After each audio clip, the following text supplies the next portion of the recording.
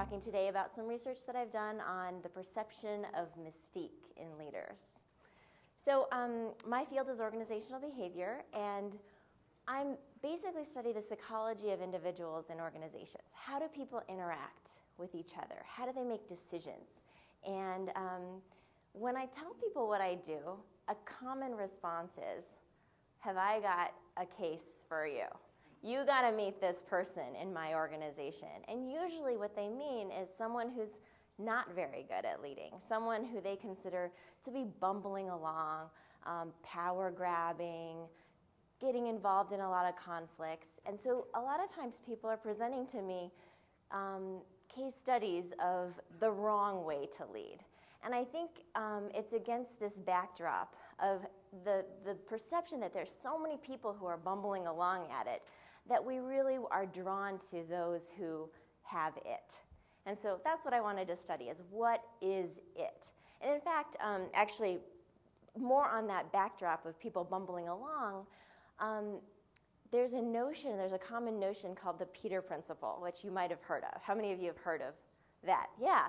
So there was a book published called the Peter Principle. I think it was actually published originally to be a parody on organizational life. And here's one of the covers of the book.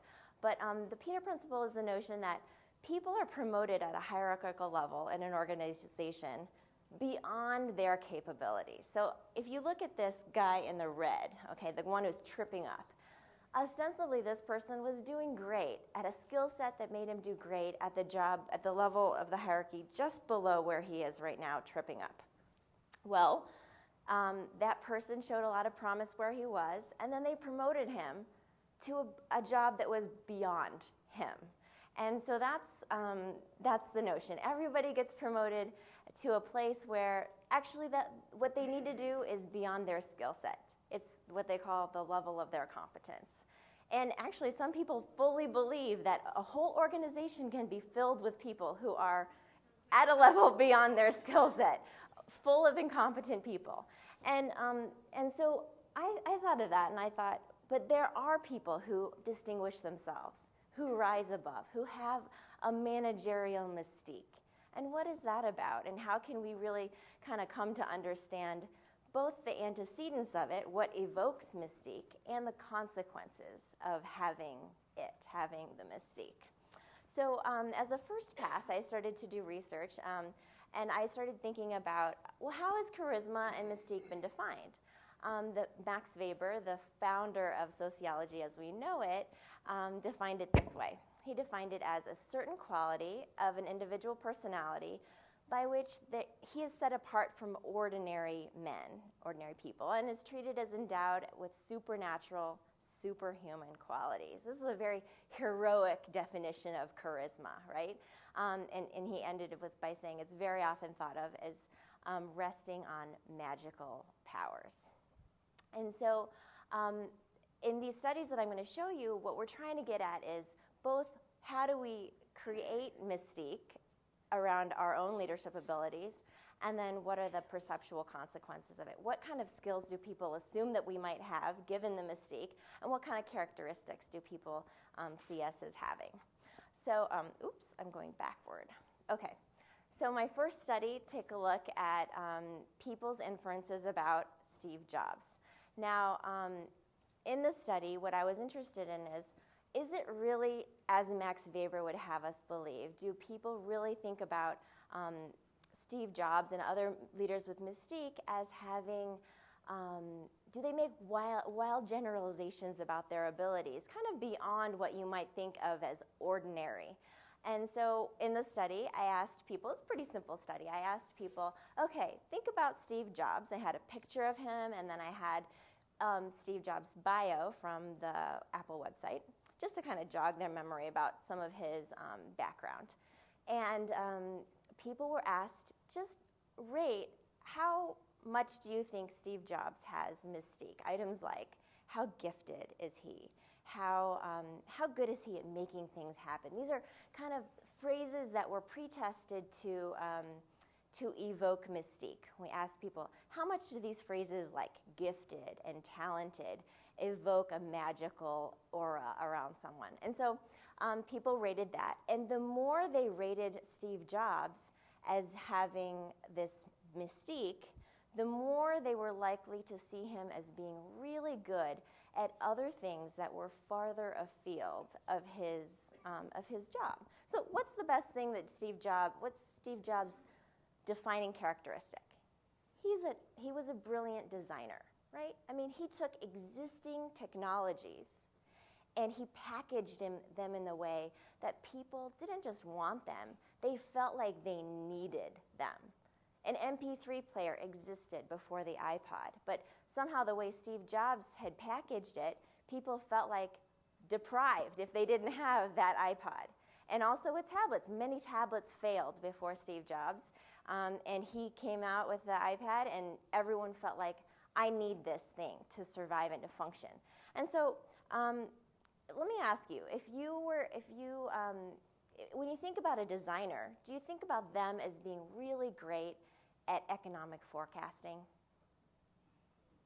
Not necessarily, right? Not necessarily. They could be good. He could have been good at economic forecasting, but not necessarily. So we asked people, how good would Steve Jobs be at predicting interest rates, predicting government spending, predicting real GNP growth, inflation, and forecasting stock market movements? Now, anybody who is really good at predicting stock market movements, more power to them. But we don't find that many people who are actually really, really talented at those things. And Steve Jobs might have been great at those things, but what I'm wondering is, how does the perception of mystique relate and predict the perception that he was actually good at those things? So the findings, and I just quickly going to go over it here, is that the more someone did rate him as having mystique, the more they thought he would be great at doing these kind of economic forecasting type of tasks. So that was a very simple study, and it was our first glimpse at how people might be willing to generalize from someone who's very, very talented at their job and being a leader to any number of other types of tasks that are farther afield than their normal job. So the second thing we wanted to think about was, how do you evoke mystique? Who has it, and how do you get it? Well, the thing we started thinking about was Jack Kerouac. The novel On the Road is probably his most famous work. And there's a myth, actually, that Jack Kerouac promoted about how he wrote On the Road. He was asked on the Steve Allen show how long it took him to write this quintessential beat generation novel, and he said, about 3 weeks. And the truth is, he might have typed it up in 3 weeks. He actually said that he wrote it, he didn't want to take breaks, he wrote it in this fury, and he wrote it on a scroll. He didn't even want to stop to put the new pieces of paper in the typewriter. And here he is with the scroll. It's 120 feet long.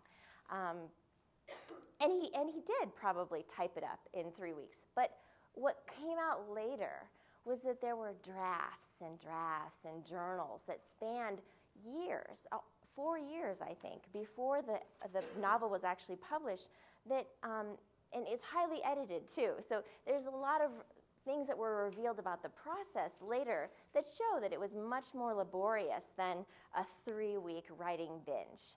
And so my question, based on this type of a story, was, does not knowing the means by which someone achieves their success really enhance their brilliance? Just like a magician, you can't see the way they've created their illusion or they've done the trick, and so it makes it even more marvelous. So in this second study, I presented people with a performance evaluation. And in the performance evaluation, someone is being, I've given them some qualitative comments that are written by their supervisor. Now, in this performance evaluation, there were 2 versions. And in each version, I held constant the actual success. So when people, this person was said to have had a lot of success on a marketing team. So the actual successes were identical. But what varied were the slight words about the explanation of how they achieved the success. So there were two conditions. One condition where I gave a very mundane explanation. They try hard. They have a lot of skills. And then there was the mysterious explanation, which is he's got a way of making things happen. He's really got a knack for marketing. Now, those have been pre-tested to just be to be perceived to be much more intangible than tries hard and has skills. And what we found in this study was that the person who was described as having achieved the same success, but through a mysterious way, was seen as being much more visionary, much more talented, and much more intuitive.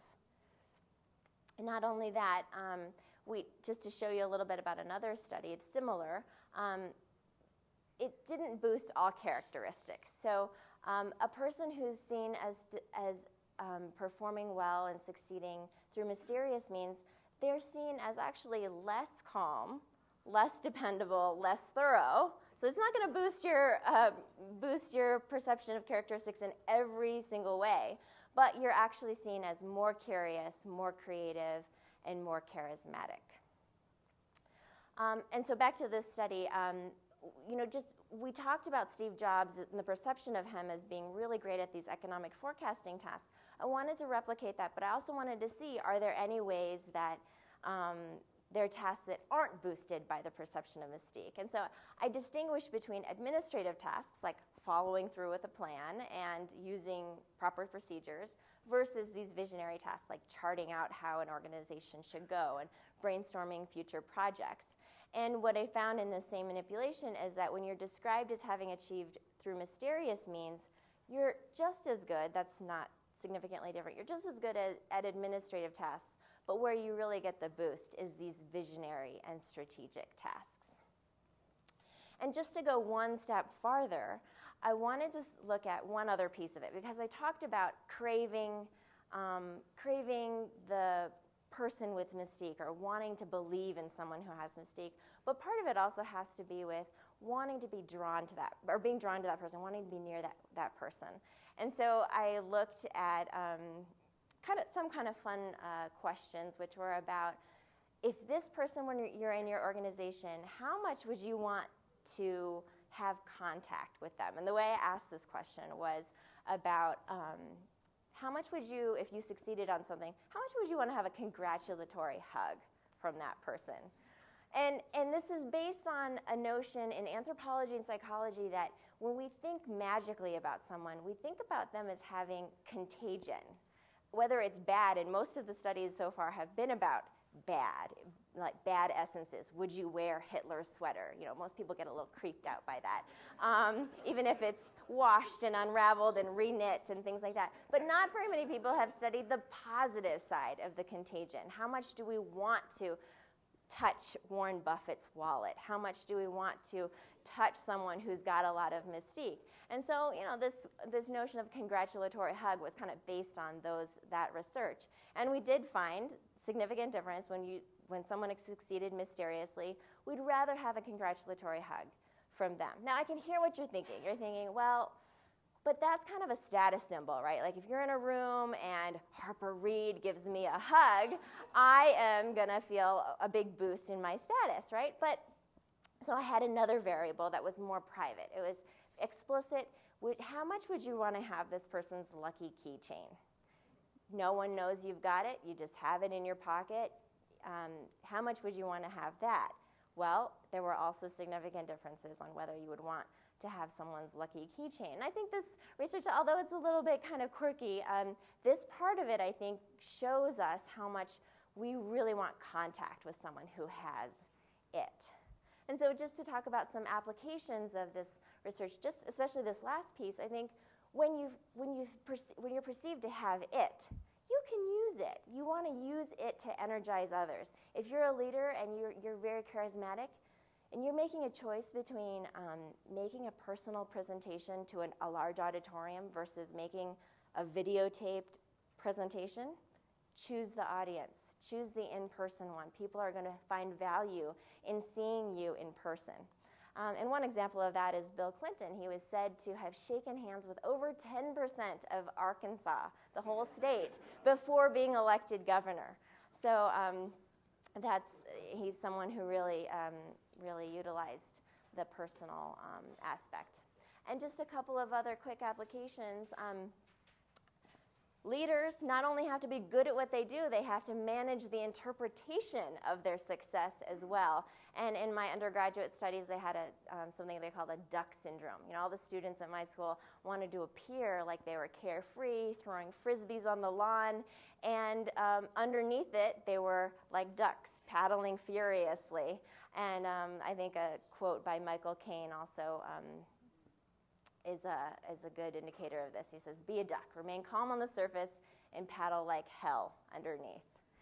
And just quickly, a couple of other applications. I think of this research every time I have to recommend somebody, a student, to a job. I think, what kind of descriptors am I going to use? First of all, I'm going to be very, very clear about their successes. I'm going to provide a lot of detail about that. But when it comes to providing explanations for how they achieve that success, if I talk about them as being dependable and hardworking, I also make sure I add more mystique-laden terms like, she's really got an intuition about how to run those analyses. He's really got a knack for teaching others. So those types of terms paired with the more mundane terms. And then finally, when you turn the tables, you're evaluating someone's recommendation to you. You got to be really equally detail-oriented. You might have a temptation to accept a more intangible explanation for success, but I would just encourage you to be sure to seek equally detailed information about how each candidate achieves what they do. Final thing, I think this is one arena in which an insider can actually be at a disadvantage. And I think that's because we can see all of how they do everything, whereas an outsider, we see the success and the brilliance of it. And there was a theorist who said, men in house are too well known to be perceived as mythical. I think there's a lot of truth to that too. So thank you again for having me today, and I'm not sure if we have any. Thank you. I'm not sure if we have any time for a brief question or two. Do we? Anybody? Jason? Yes. What was the scoring system on some of the charts earlier where it said it was like 4.5, 5? What was that? Yeah, generally it was a 7-point scale. The question was what was the rating scale? And generally it's a 7-point scale where 1 was not very much, say how dependable, 1 not very dependable, and 7 very dependable. And how big was the sample size? How big on each study? I showed you actually a lot of different studies, but let's say the first study is about 100 people, but I didn't manipulate anything, so it's about 100 people on that sample. But there are several studies in the paper, and I can send you it if you'd like. Thank you. Yeah, sure. Based on your work, what are the real differences between people who have it and people who don't have it? Are they self-imposed? Are they other perceived? Or are they actually legitimate and real? Well, I don't go out and measure people's actual talents, but I have, all the work is about the perception of it. And so I like to think that the perception of it, so even if I held constant the actual success, just minor tweaks to the language we use about the success can really foster. And so in that way, if you want to suggest that some of it is just flourish, some of it is just part of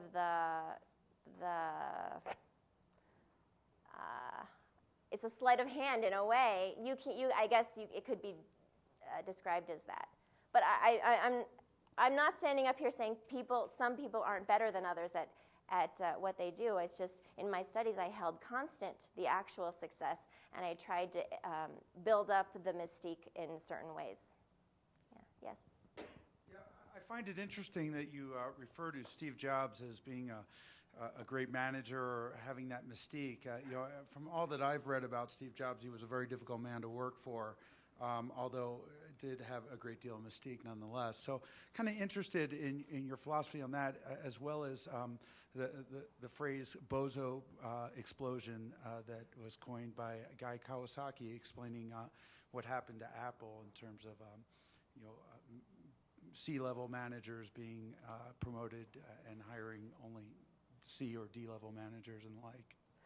Okay, so the first question was, do I have a comment on whether Steve Jobs was a easy person to work with, given his, or is... So just how would you, I mean, you used him as the first example of a charismatic, manager that people presumably find to have that level of mystique as a manager versus a visionary, and I think there's a difference there, so... I think there is. I think by all counts in my research, if you ask people, was Steve Jobs a great leader, he would score far above many, many other leaders that we can name. And so, and that's not to say that any person doesn't have, if they're strong-willed, if they've got a strong vision of what they need to get accomplished, that doesn't mean they're going to be perfect in relating to everybody. So I don't discount other people's accounts of how it was to work with him. And I know people have talked to me very closely, in fact, that technological problems are much easier to solve than interpersonal problems. And that person actually who told me that was someone who directly reported to Steve Jobs for many years. So I don't know if they was alluding to him, but I think that's... I think the research, too, shows that when we think of someone who's a visionary leader or a great leader, we don't think of them as having everything. We think of them as sometimes actually being flawed in one way, and as a compensation, they have much more in another domain. What was the second part? Are you familiar with the bozo explosion principle? No. Oh, okay. I'll talk to you about it later. Okay, thanks. It's basically a takeoff of the people, A players hire B players, B players like that. Oh, I see. So it's like a motivated, I only want to hire people who are less than I am so that I continue to look good. Yeah, it's like the United States government. But there are okay. And in big companies, people like that don't get washed out very easily, and in government even less washed out. Where in a startup, you just don't last. Your startup doesn't last if you have too many bozos working at the startup. Yeah, I mean, I think the notion that we are wildly pessimistic about some people's capabilities while being wildly optimistic about others is probably the case. It might be actually a little bit more true if we had a more realistic view of some people's flaws as being not so bad, and actually tempered our hope in others too. So that's all I can say about this bozo explosion. Can I do a twist on that just for a second? There's another phrase that I've heard. I mean, it's the same alphabet. A's hire A's and B's hire C's, and you cannot build a business with B's and C's. C's used to hire me. I remember. Which is why I'm unemployable now. Sorry. I think what we'll do is we can take some more questions offline. Sure. Correct? Yeah, that's great.